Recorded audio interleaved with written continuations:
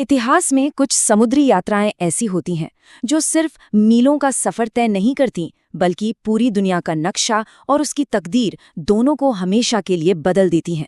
चलिए आज बात करते हैं एक ऐसी ही यात्रा की, वास्को द गामा की भारत यात्रा। लेकिन हम इसे एक खोज की कहानी की तरह नहीं, बल्कि उस लालच की कहानी की तरह समझेंगे जिसने सदियों की गुलामी की नींव रखी थी। तो सवाल ये है कि ये सब शुरू ही क्यों हुआ। जरा 15वीं सदी के यूरोप के बारे में सोचिए।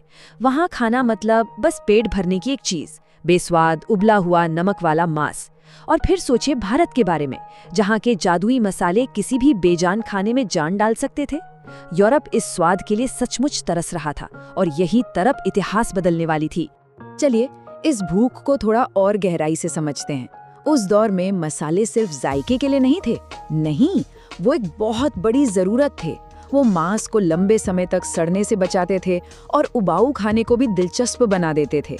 लेकिन इन मसालों तक पहुंचना यूरोप के लिए लगभग नामुमकिन था। क्यों? क्योंकि भारत से यूरोप तक के पूरे व्यापार पर अरब व्यापारियों का कब्जा था। एक तरह की मोनोपोली थी। वो भारत से सस्ते में मसाले खरीदते और यूरोप में सोने के भाव बेचते थे। और यही एकाधिकार यूरोप के राजाओं, खासकर पुर्तगाल और स्पेन को अंदर ही अंदर खाए जा रहा था। तो जमीन का रास्ता तो बंद था। अब बचा क्या? सिर्फ एक रास्ता, समंदर। एक ऐसा रास्ता जो अनजाना तो था ही, पर उससे भी ज्यादा वो खौफनाक कहानियों और अंधविश्वासों से भरा हुआ था। जरा उस जमाने के नाविकों के डर की कल्पना कीजिए। उन्हें लगता था कि दुनिया चपटी है। समंदर में ज्यादा आगे जाने का मतलब था मौत को सीधी दावत देना। ऐसा माना जाता था कि समंदर एक बेरहम हत्यारा है जो बिना बताए किसी को भी निगल सकता है।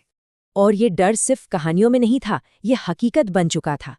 1488 में बार्थोलोम्यो डियाज नाम के एक नाविक ने हिम्मत तो की, वो अफ्रीका के दक्षिणी सिरे तक पहुंच भी गया। लेकिन वहां समंदर ने अपना ऐसा भयानक रूप दिखाया कि डियाज की सारी हिम्मत जवाब दे गई।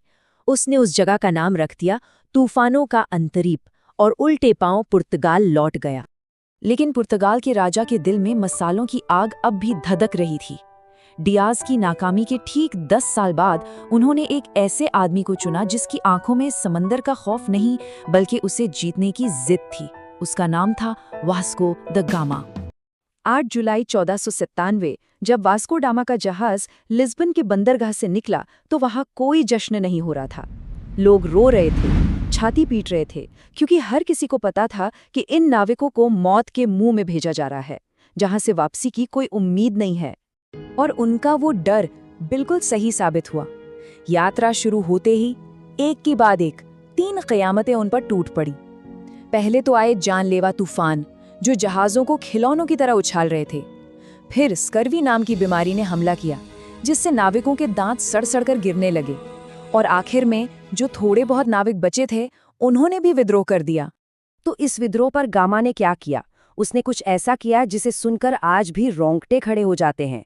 उसने जहाज पर दिशा बताने वाले सारे उपकरण उठाए और समंदर में फेंक दिए। फिर अपने लोगों पर चिल्लाकर बोला, अब हमारे पास लौटने का कोई रास्ता नहीं है। या तो हम भारत पहुंचेंगे या ये समंदर ही हम सबकी कब्र बनेगा। ये उसकी जिद थी, या कहिए उसका पागलपन। और शायद इसी पागलपन के आगे किस्मत को भी झुकना पड़ा। गामा और उसके नाविकों ने आखिरकार उस तूफानों के अंतरीप को पार कर ही लिया। उन्होंने मौत के दरवाजे को तोड़ दिया था और एक नए महासागर में दाखिल हो चुके थे। और इसीलिए उस जगह का नाम हमेशा के लिए आशा का अंतरीप यानी केप ऑफ गुड होप पड़ गया। वो हिंद महासागर में तो आ गए थे, लेकिन भारत अभी भी बहुत दूर था। ये समंदर उनके लिए बिल्कुल नया था। उन्हें एक ऐसे गाइड की जरूरत थी जो यहाँ के रास्तों को और मानसूनी हवाओं को समझता हो। और वो गाइड उन्हें पूर्वी अफ्रीका के मलिंडी तट पर मिल गया। और फिर वो दिन आया, 20 मई 1498। महीनों की नर्क जैसी यात्रा के बाद जब हवा के एक झोंके के साथ चंदन, इलायची और काली मिर्च की खुशबू ने उनके दिमाग को सुन कर दिया, तो वो समझ गए कि वो पहुंच गए हैं। ये भारत था, कालीकट का तट। लेकिन जब गामा कालीकट के राजा जैमोरिन के दरबार में पहुंचा तो एक बड़ा ही अजीब नजारा देखने को मिला। एक तरफ थे राजा जैमोरिन जो सोने और हीरो से लदे हुए थे, और दूसरी तरफ था गामा, उसने राजा को तोहफे में क्या दिया? कुछ ऊनी टोपियां और पीतल के बर्तन। ये सिर्फ दो लोगों की नहीं बल्कि दो दुनियाओं की मुलाकात थी। एक तरफ बेहिसाब दौलत थी तो दूसरी तरफ गरीबी और लालच। राजा जमोरन ने तो भारतीय परंपरा के हिसाब से गामा का स्वागत किया और व्यापार की इजाजत भी दे दी। लेकिन गामा की आंखों ने भारत की बेशुमार दौलत देख ली थी और उसके दिमाग में अब व्यापार का नहीं बल्कि लूट का एक शैतानी प्लान तैयार हो रहा था। जब गामा मसालों से लदे अपने जहाज लेकर पुर्तगाल वापस लौटा तो हिसाब लगाया गया। यात्रा का सारा खर्चा निकालने के बाद भी उसे एक ही खेप से 6000% का शुद्ध मुनाफा हुआ। ये एक ऐसी रकम थी जिसने पूरे यूरोप को पागल कर दिया। ये खबर पूरे यूरोप में आग की तरह फैल गई। हर कोई सोचने लगा, अगर पुर्तगाल ये कर सकता है तो हम क्यों नहीं? स्पेन, फ्रांस, हॉलैंड, ब्रिटेन, हर कोई अब भारत की तरफ लपक रहा था। एक औपनिवेशिक दौड़, एक कॉलोनियल रेस शुरू हो चुकी थी। और इसके बाद जो हुआ वो इतिहास के सबसे काले अध्यायों में से एक है। पुर्तगालियों ने व्यापार की जगह किले बनाने शुरू कर दिए। उनके पीछे डच आए, फिर फ्रांसीसी और आखिर में आए इतिहास के सबसे शातिर खिलाड़ी, अंग्रेज। तो चलिए अब इस पूरी कहानी के मतलब को फिर से समझते हैं। गामा ने जिस समुद्री दरवाजे को खोला था वो असल में व्यापार का रास्ता नहीं था, वो तो आफत का एक पिटारा था। तो यहाँ सबसे बड़ा सवाल यही उठता है, क्या भारत की सच में खोज हुई थी? एक ऐसा देश जो हजारों सालों से व्यापार, संस्कृति और दौलत का केंद्र रहा हो, उसे कोई कैसे खोज सकता है? ये है उस तथाकथित खोज की असली विरासत। व्यापार का रास्ता लूट का हाईवे बन गया, दौलत की जमीन को खोखला कर दिया गया और एक आजाद मुल्क को गुलामी की बेड़ियों में जकड़ लिया गया। वास्को द गामा ने भारत की जमीन तक पहुंचने का रास्ता खोजा था, ये सच है।